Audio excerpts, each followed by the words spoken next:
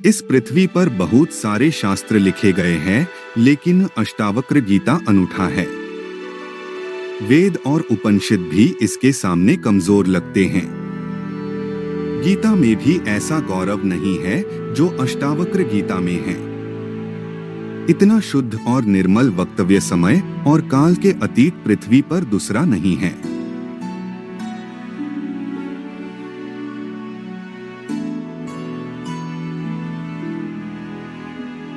एक दिन ऐसा हुआ कि महर्षि कहोड़ वेद के किसी मंत्र का उच्चारण बता रहे थे।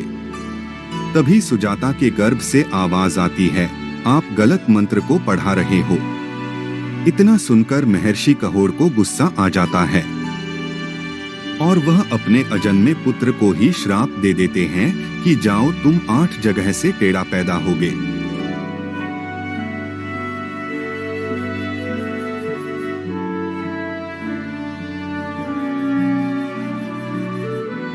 यह संवाद कहोड़ ऋषि के पुत्र अष्टावक्र और राजा जनक के बीच घटित हुआ।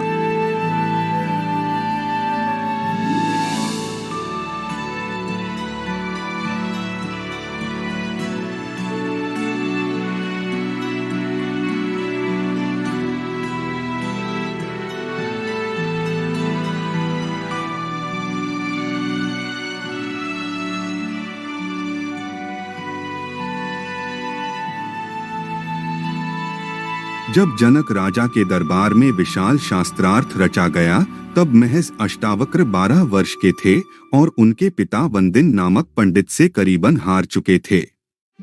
जनक राजा ने विजेता को बहुत बड़ा इनाम रखा था। जब अष्टावक्र अचानक से दरबार में पहुंचे तो सब पंडित उसका 8 अंगों से टेढ़ा मेढ़ा शरीर देख के हंसने लगे। अष्टावक्र भी हंसने लगा तो राजा ने कहा, तू क्यों हंस रहा है? तो उसने कहा, मैं इसलिए हंस रहा हूँ कि इन चमारों की सभा में सत्य का निर्णय कैसे हो रहा है। पूरे दरबार में ये सुन के सन्नाटा छा गया। सम्राट ने पूछा, तेरा मतलब? उसने कहा, इनको सिर्फ मेरी चमड़ी ही दिखाई पड़ती है, मैं दिखाई नहीं पड़ता। राजा जनक काफी प्रभावित थे ये सुन के।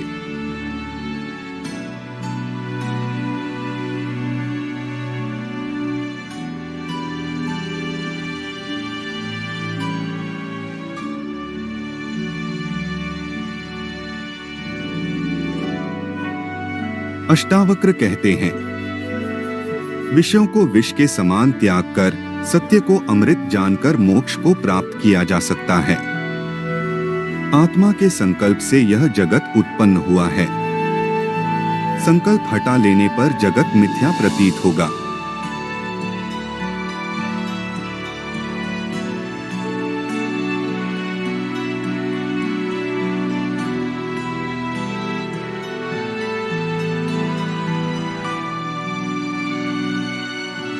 अष्टावक्र जी की उपदेश से जनक जी को आत्मा का साक्षात्कार हुआ। तब राजा जनक जी अपने चैतन्य स्वरूप बोध को प्रकट करके कहते हैं कि आश्चर्य है, मुझको नमस्कार है। समस्त विश्व के नष्ट हो जाने पर भी जिसका विनाश नहीं होता, जो तृण से ब्रह्मा तक सबका विनाश होने पर भी विद्यमान रहता है।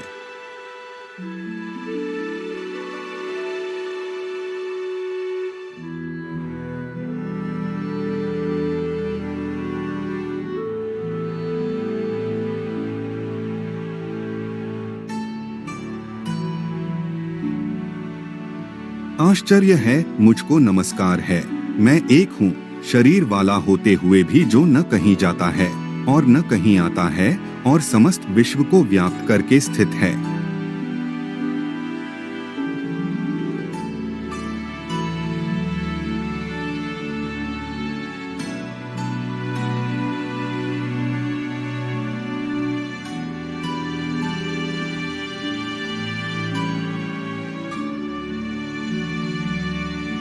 आश्चर्य है, मुझको नमस्कार है, जो कुशल है और जिसके समान कोई और नहीं है, जिसने इस शरीर को बिना स्पर्श करते हुए इस विश्व को अनादि काल से धारण किया हुआ है।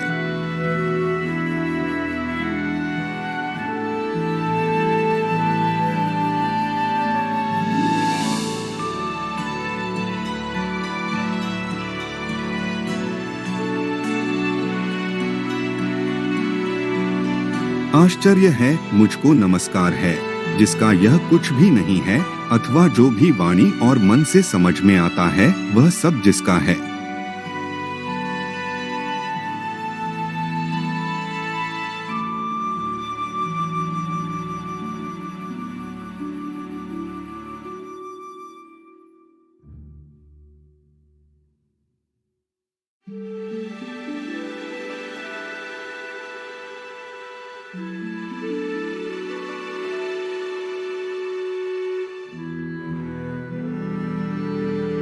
ज्ञान, ज्ञेय और ज्ञाता यह तीनों वास्तव में नहीं हैं। यह जो अज्ञानवश दिखाई देता है वह निष्कलंक मैं ही हूँ।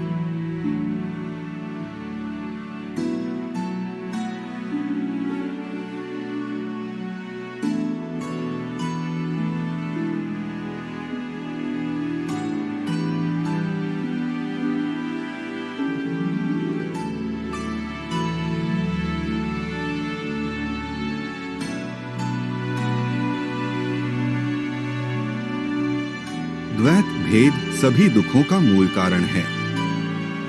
इसके अतिरिक्त कोई और औषधि नहीं है कि यह सब जो दिखाई दे रहा है वह सब असत्य है। मैं एक चैतन्य और निर्मल हूँ।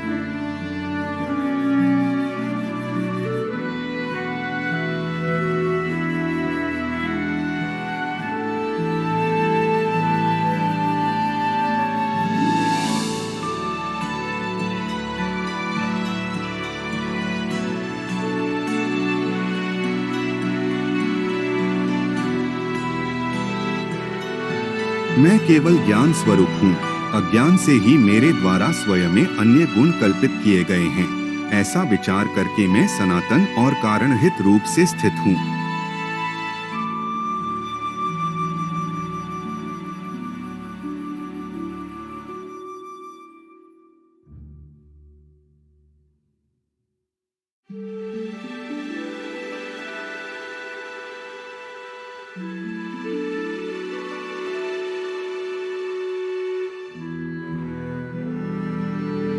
न मुझे कोई बंधन है और न कोई मुक्ति का भ्रम। मैं शांत और आश्रय रहित हूँ। मुझ में स्थित यह विश्व भी वस्तुतः मुझ में स्थित नहीं है।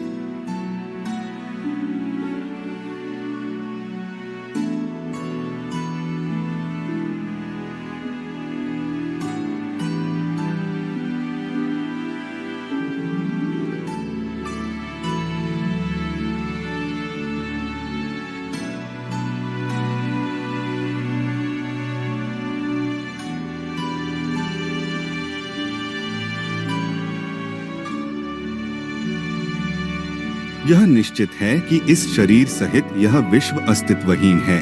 केवल शुद्ध चैतन्य आत्मा का ही अस्तित्व है। अब इसमें क्या कल्पना की जाए।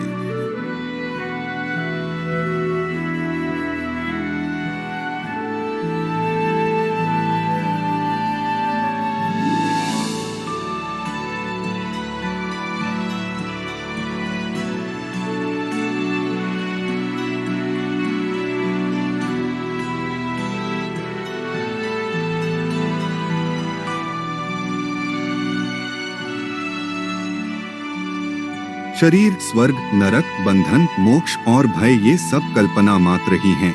इनसे मुझ चैतन्य स्वरूप का क्या प्रयोजन है।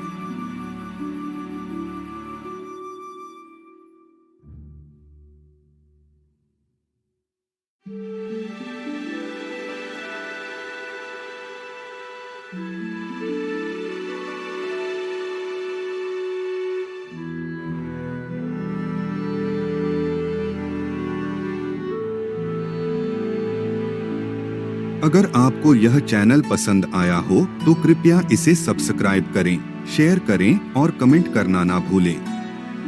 धन्यवाद।